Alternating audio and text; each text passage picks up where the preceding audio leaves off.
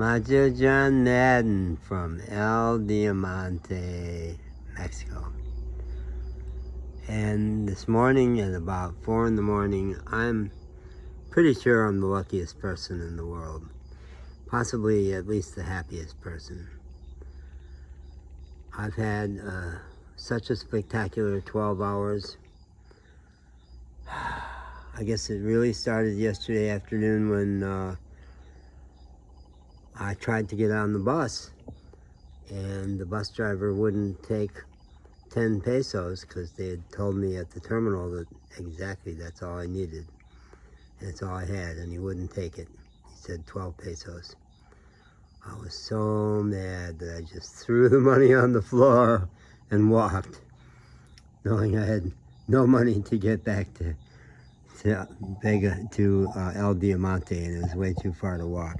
But I also knew that I had friends back in El Diamante who would certainly help me, and they did. Alia sent her mother, who I had never met, to bring me 20 pesos. And her mother was awesome, so great.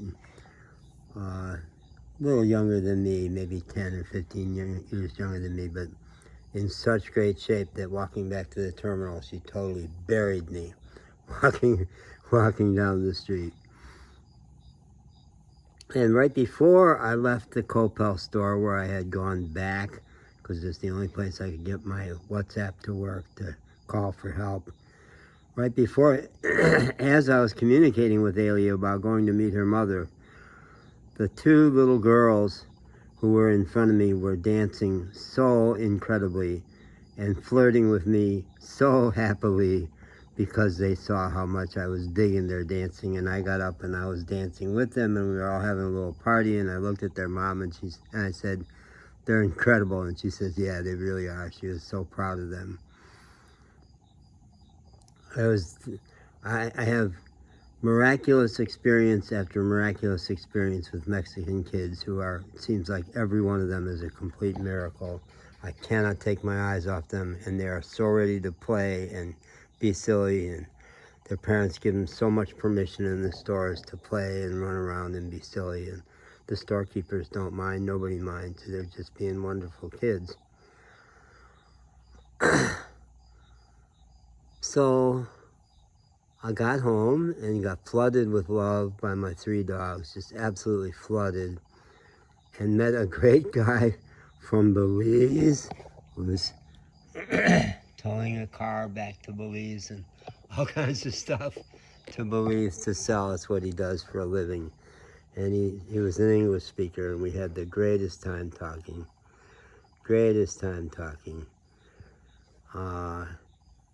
And I slept very happily and peacefully and got up and went, you know, this is the 5th time in a row that the mechanic hasn't picked up your truck when he said he would.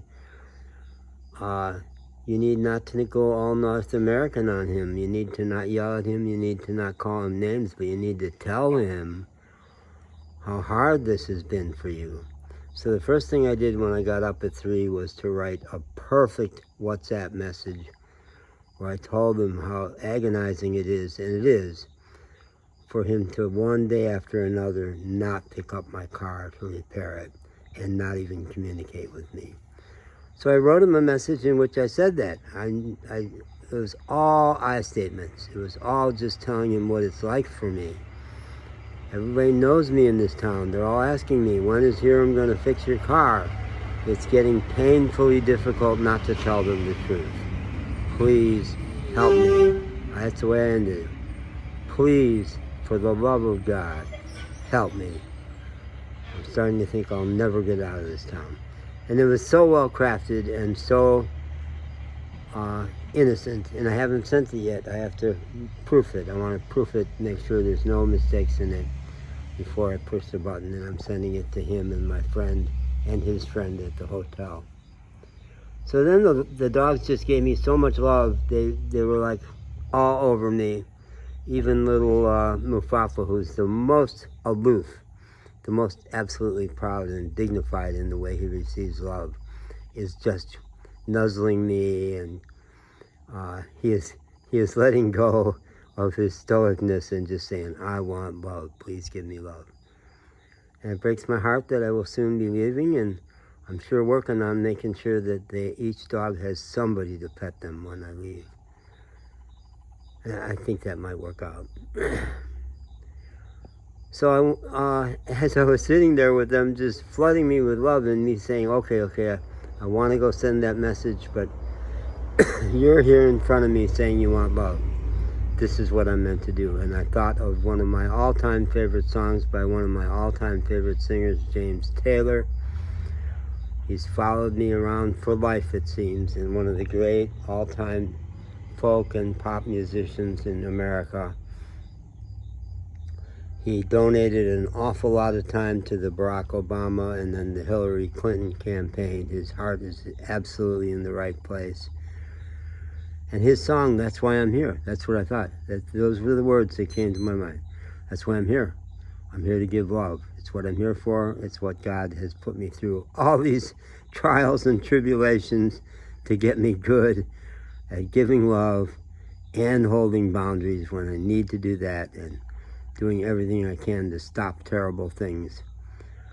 And I've gotten awfully good at that. I shock myself at what I'm willing to do to make sure that my people don't get harmed. And my people now are all the poor and oppressed people, especially, but really everybody on the planet. All the beings on the planet, including this ant, who, I do kill ants. These little red ants bite me. And so I still happily play the little child and go whack-a-mole, boom, boom, boom, whack, whack, whack, whack, whack, whack. But this one, in James Taylor's honor, I let him slide.